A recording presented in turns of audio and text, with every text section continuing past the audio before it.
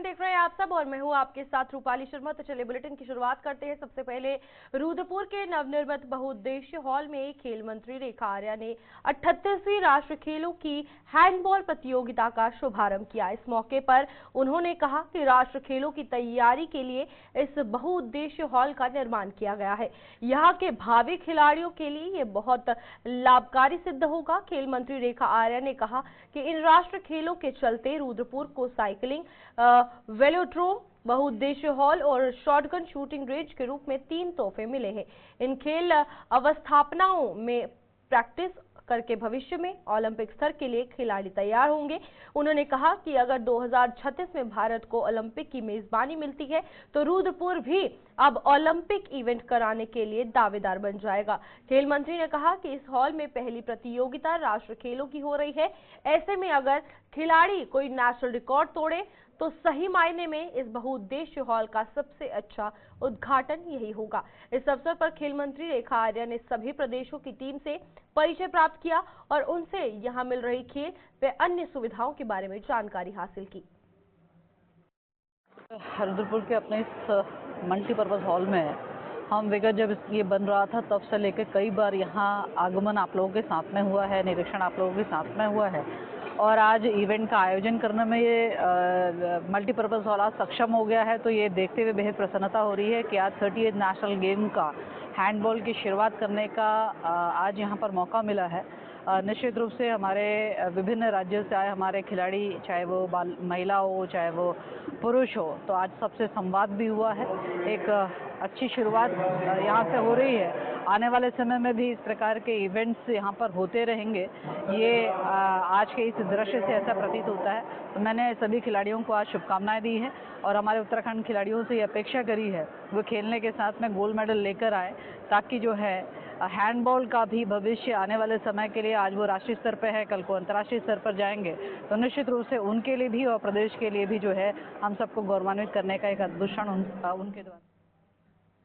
उत्तराखंड में चल रहे 38वें राष्ट्रीय खेल का समापन 14 फरवरी को हल्द्वानी स्थित गोलापार स्टेडियम में होगा। समापन समारोह में केंद्रीय गृह मंत्री अमित शाह शिरकत करेंगे। इससे लेकर शासन से लेकर प्रशासन स्तर पर तैयारियां तेज कर दी गई हैं। वहीं विशेष प्रमुख सचिव खेल अमित सिंह ने बताया कि उत्तराखंड में चल रहे 38वें राष्ट्रीय खेल का समापन 14 फरवरी को हल्द्वानी स्थित गोलापार स्टेडियम में होगा। समापन समारोह में केंद्रीय गृह मंत्री अमित शाह शिरकत करेंगे।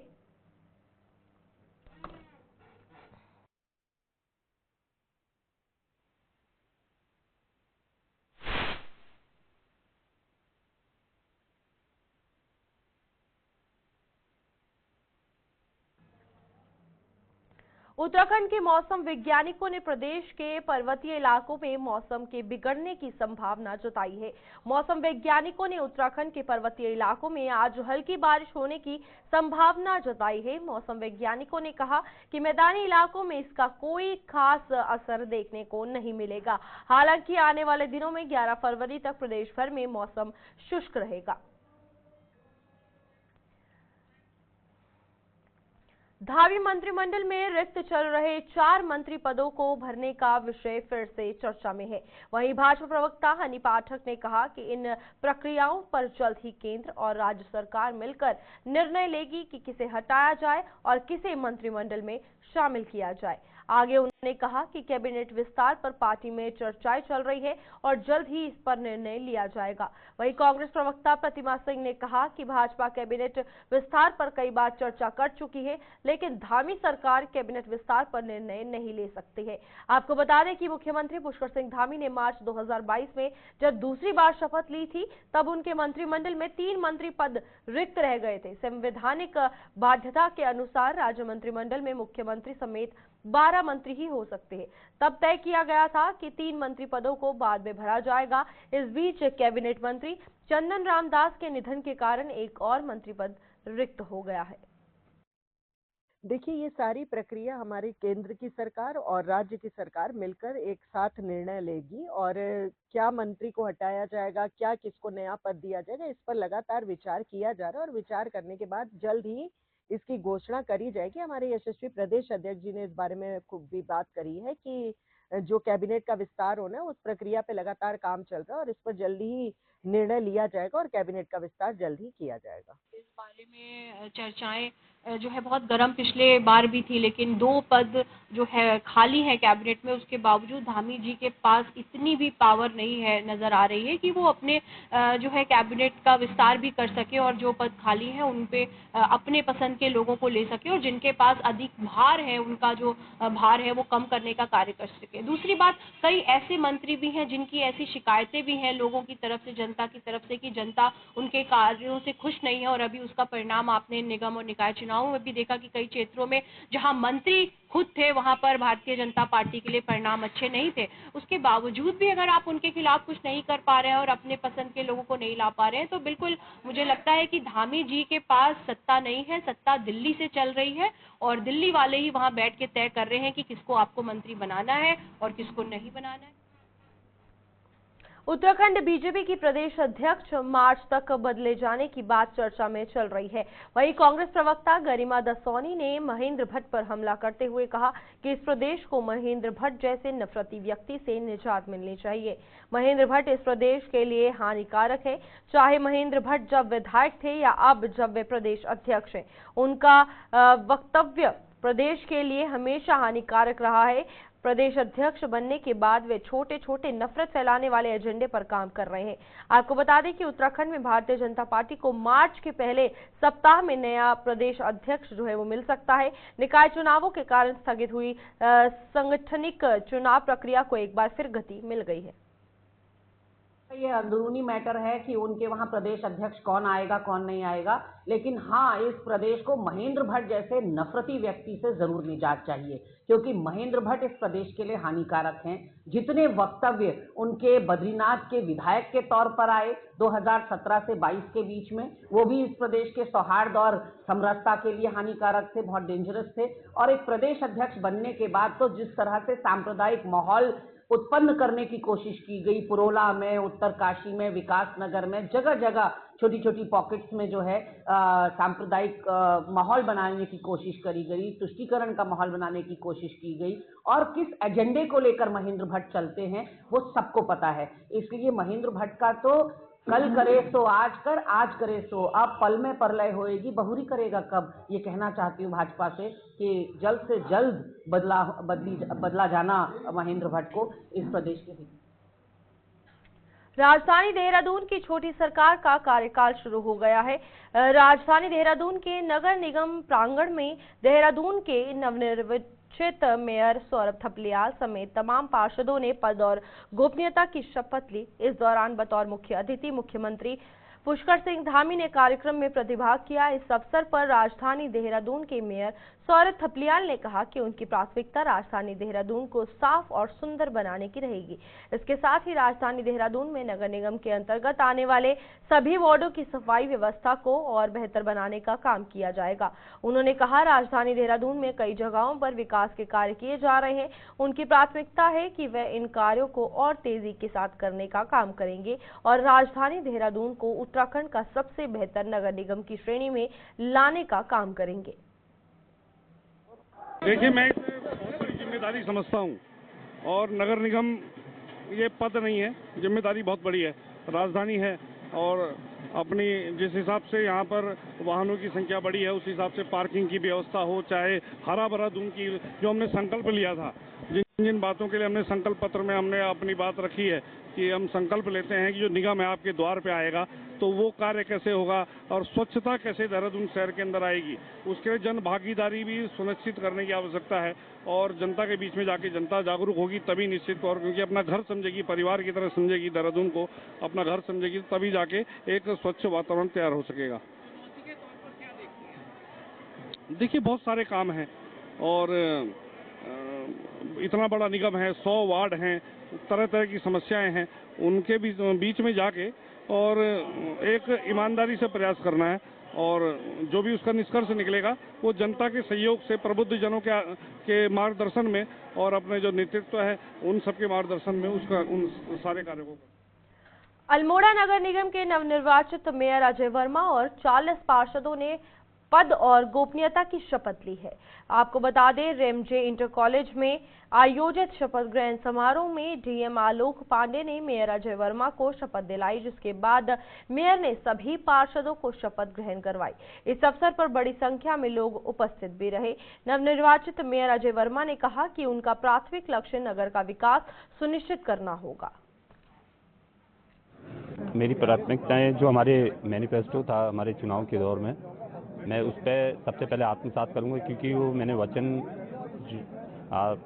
जो भी अपनी मैनिफेस्टो में वहाँ पर को अपने बिंदु रखे हैं, उस पर सबसे पहले प्रमुखता के साथ उस कार्य को आगे करूंगा। हल्द्वानी में रामलीला मैदान में भव्य शपथ ग्रहण समारोह का आयोजन किया गया। कुमाऊं आयुक्त एवं मुख्यमंत्री सचिव दीपक रावत ने मेयर गजराज बिष्ट को पद एवं गोपनीयता की शपथ दिलाई। उनके साथ नगर निगम के 60 वार्डों के पार्षदों ने भी पद एवं गोपनीयता की शपथ ग्रहण की। कार्यक्रम में प्रदेश की महिला एवं बाल विकास मंत्री और प्रभारी मंत्री रेखा आर्या, विधायक कालाढूंगी बंशीधर भगत और विधायक नैनीताल सरिता आर्य समेत कई गणमान्य नेता मौजूद रहे। यहाँ पर हल्द्वानी नगर निगम की जो जनता का मैंडेट था वो निकल कर आ गया और आज संवैधानिक प्रक्रिया के तहत गजराज जी ने ओथ ले ली है। मैं उनको बहुत शुभकामनाएं देती हूँ और सम्मानित हल्द्वानी की जनता का भी बहुत आभार व्यक्त करती हूँ। अपने संगठन का भी बहुत धन्यवाद करती हूँ कि सबने बहुत बेहतरीन प्रयास करते हुए अब की बार फिर से हैट्रिक लगाते हुए कमल के फूल को जिताने का काम किया है। और आज संवैधानिक जिम्मेदारियों को ग्रहण करते हुए मैं समझती हूँ कि हल्द्वानी के प्रथम नागरिक होने के नाते गजराज जी आज से ही नगर निगम हल्द्वानी के विकास के लिए जो है उन्होंने शपथ ली है और आज से उसकी प्रक्रिया प्रारंभ करेंगे। साथ ही इनके सभी पार्षदों को भी मैं बहुत शुभकामनाएं देती हूँ। उन्होंने भी ओथ ली है, अब वो अपने वार्डों में बेहतरीन विकास करेंगे। और माननीय मुख्यमंत्री जी ने जो ट्रिपल इंजन का आह्वान किया था वो हल्द्वानी में बना है। मैं समझती हूँ कि अब जो ये इंजन वो तेज गति से काम करेगा। किताब है उनका आभार व्यक्त करता है। मैं आप सबके माध्यम से बताना चाहता हूँ कि अभी हमारी पहली बैठक होने जा रही है और हम निश्चित रूप से जो हमने एक नारा दिया था विकसित हल्द्वानी और सुरक्षित हल्द्वानी का, हम उस नारे के साथ काम कर रहेंगे और काम करने जा रहे हैं। तो पहली बैठक में क्या एजेंडा रहने जा रहा है, किस प्रकार से? अभी बैठक के बाद पूछना, प्राथमिकता एक ही है विकसित हल्द्वानी सुरक्षित हल्द्वानी। किस तरीके से अब करेंगे? अब बैठेंगे उसके बाद पूछना किस तरीके से करेंगे। प्राथमिकता सर पहले कई मैं चीजें आज बोर्ड मीटिंग के लिए भी लेके आई हूँ, कई पॉइंट्स मैं बना के लाई हूँ। पहले तो मैं यहीं से शुरुआत करूंगी और कुछ अच्छा ही करेंगे। तो हल्द्वानी की तस्वीर बदलने वाली है। हल्द्वानी डम्बर नगर पालिका परिषद मसूरी की अध्यक्षता मीरा सकलानी और सभासदों ने टाउन हॉल सभागार में पद एवं गोपनीयता की शपथ ली। इस दौरान उपजिलाधिकारी सदर हरिगिरी ने अध्यक्ष और सभासदों को विधिवत शपथ दिलाई। इस मौके पर मुख्य अतिथि कैबिनेट मंत्री गणेश जोशी और राजपुर विधायक खजान दास मौजूद रहे। खचाखच भरे टाउन हॉल सभागार में शपथ ग्रहण समारोह में नगर पालिका की 26वीं बोर्ड ने शपथ ली। इस मौके पर कैबिनेट मंत्री गणेश जोशी ने कहा कि मसूरी में ट्रिपल इंजन की सरकार बन गई है। उन्होंने कहा कि पिछले 10 वर्षों से यहां पर भाजपा की सरकार नहीं थी, जिस कारण कार्य करने में दिक्कतें आ रही थी, लेकिन अब मसूरी के विकास में हर संभव कार्य किए जाएंगे। 10 साल का सूखा समाप्त हुआ है। भारतीय जनता पार्टी की अध्यक्ष निर्वाचित हुई है। हमारे समर्थित सभासद निर्वाचित हुए हैं और जिस विश्वास के साथ मसूरी की जनता ने मीरा जी को चुना है, सभासदों को चुना है, हम यहाँ की जनता को विश्वास दिलाते हैं। उनके भरोसे पर उतरता हुए मसूरी का चहुमुखी विकास करेंगे। मसूरी को विश्व के पर्यटन मानचित्र पर हम लाएंगे, ये हमारा संकल्प है। अब देखिए, उसके लिए तो मसूरी वासियों का बहुत बहुत धन्यवाद कि उन्होंने तीसरा इंजन भी लगा दिया है। और प्राथमिकता मैंने पहले भी बताया है कि मेरी प्राथमिकता जो मैंने अपने घोषणा पत्र में रखी है वो प्राथमिकता ही रहेगी, क्योंकि मैंने अपने घोषणा पत्र में वही मुद्दे रखे हैं जो मसूरी हित के लिए है, जो मसूरी में जरूरी है। तो प्राथमिकता भी मेरी वही रहेगी, चाहे पार्किंग का मुद्दा हो, चाहे वो हमारे स्वास्थ्य कर्मियों का मुद्दे हैं। रुड़की नेहरू स्टेडियम में शपथ ग्रहण कार्यक्रम हुआ, जिसमें डीएम हरिद्वार और पूर्व मुख्यमंत्री उत्तराखंड डॉक्टर रमेश पोखरियाल निशंक और रुड़की विधायक प्रदीप बत्रा पहुंचे। डीएम हरिद्वार ने नवनिर्वाचित रुड़की नगर निगम मेयर अनीता अग्रवाल को शपथ दिलाई। इसके बाद रुड़की नगर निगम के सभी 40 पार्षदों को शपथ दिलाई गई।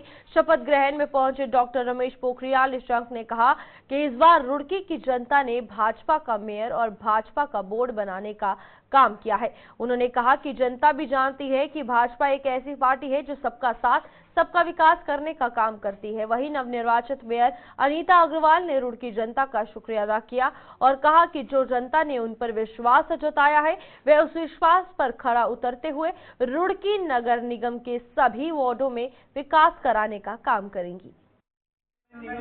मुझे बहुत खुशी है कि रुड़की के लोगों ने पिछले 25 साल के इतिहास को बदला है, एक नया इतिहास रचा है। मैं इसे रुड़की की जनता को हृदय की गहराई से अभिनंदन करता हूं। आज यहाँ पर मेयर रुड़की सहित सभी पार्षदों का शपथ ग्रहण में हम लोग सम्मिलित हुए हैं। निश्चित रूप में ये बोर्ड पूरा भारतीय जनता पार्टी का बोर्ड है। पहली बार ऐसा हुआ है 25 सालों में। मुझे भरोसा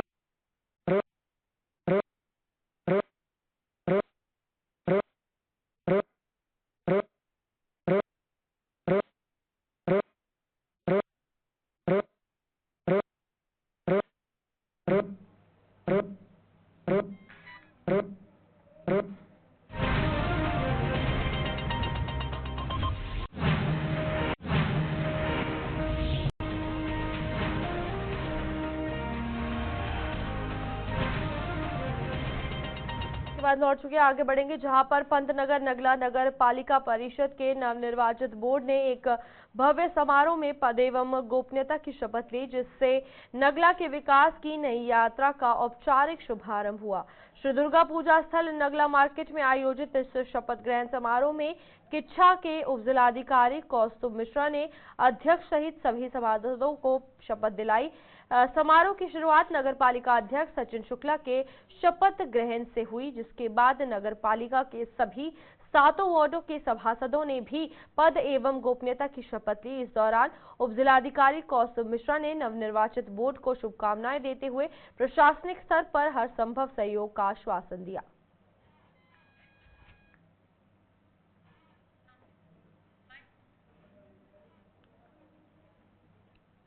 डोईवाला में शपथ ग्रहण समारोह का आयोजन किया गया, जिसमें नगर पालिका के नवनिर्वाचित अध्यक्ष नरेंद्र सिंह नेगी सहित 20 सभासदों को एसडीएम कुमकुम जोशी सदर ने शपथ दिलाई। डोईवाला के शहीद दुर्गामल्ल स्नातक महाविद्यालय में आयोजित कार्यक्रम में पूर्व मुख्यमंत्री रमेश पोखरियाल निशंक पहुंचे। शपथ ग्रहण समारोह में डोईवाला विधायक बृजभूषण गैरोला, विदुषी निशंक एवं तमाम कार्यकर्ता मौजूद रहे।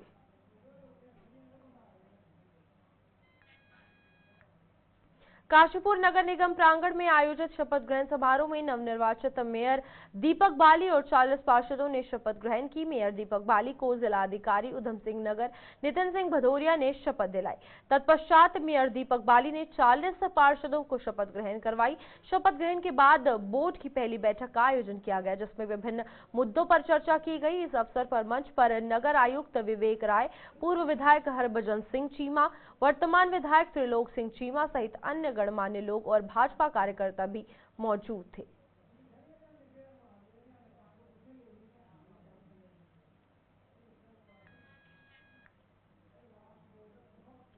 तो बिल्कुल यहाँ पर लालकुआं को लेकर बात करेंगे, जहां पर नगर पंचायत लालकुआं के नवनिर्वाचित बोर्ड ने पद एवं गोपनीयता की शपथ ली। अंबेडकर नगर वार्ड नंबर 1 में स्थित ग्रीन पार्क में भव्य शपथ ग्रहण समारोह का आयोजन किया गया, जिसमें लालकुआं के उपजिलाधिकारी तुषार सैनी ने पहुंचकर नवनिर्वाचित बोर्ड को उनके पद एवं गोपनीयता की शपथ दिलाई। सबसे पहले नवनिर्वाचित अध्यक्ष सुरेंद्र सिंह लोटनी ने शपथ ग्रहण की, जिसके बाद नगर पंचायत के सभी 7 वार्डों के सभासदों ने पद एवं गोपनीयता की शपथ ली। इस दौरान उपजिलाधिकारी तुषार सैनी ने भी सभी नवनिर्वाचित बोर्ड को शुभकामनाएं देते हुए प्रशासनिक रूप से सहयोग प्रदान करने की बात कही। वहीं नवनिर्वाचित अध्यक्ष सुरेंद्र सिंह लोटनी ने कहा कि जो भी वादे उन्होंने जनता से किए हैं वे उसे पूरा करने के लिए वे सदैव तत्पर रहेंगे। रामनगर पालिका के लगातार 5वीं बार नवनिर्वाचित हुए अध्यक्ष हाजी मोहम्मद अकरम को एसडीएम राहुल शाह ने गोपनीयता की शपथ दिलाई। वहीं नवनिर्वाचित नगर पालिका अध्यक्ष हाजी मोहम्मद अकरम ने नगर पालिका के सभी 20 वार्डों के नवनिर्वाचित सभासदों को पद एवं गोपनीयता की शपथ दिलाई। कार्यक्रम में मौजूद रामनगर विधायक दीवान सिंह बिष्ट ने नगर पालिका अध्यक्ष के पूर्व में किए गए विकास कार्यों की प्रशंसा करते हुए रामनगर क्षेत्र के विकास को लेकर हर संभव विकास कार्यों में सहयोग देने का भरोसा दिया है। सेराकुई में भी यहां शपथ ग्रहण कार्यक्रम का आयोजन किया गया, जिसमें कि निर्दलीय प्रत्याशी जीतकर आए हुए सुमित चौधरी धीरज को उप जिलाधिकारी विकास नगर विनोद कुमार के द्वारा शपथ दिलाई गई। वहीं सभी सभासदों ने इस शपथ ग्रहण कार्यक्रम में शामिल होकर शपथ ली और सेराकुई के क्षेत्र के विकास की बात कही। चलिए अभी के लिए बुलेटिन में इतना ही। खबरों का सिलसिला आगे भी जारी रहेगा। आप देखते रहिए गुलिस्तान न्यूज।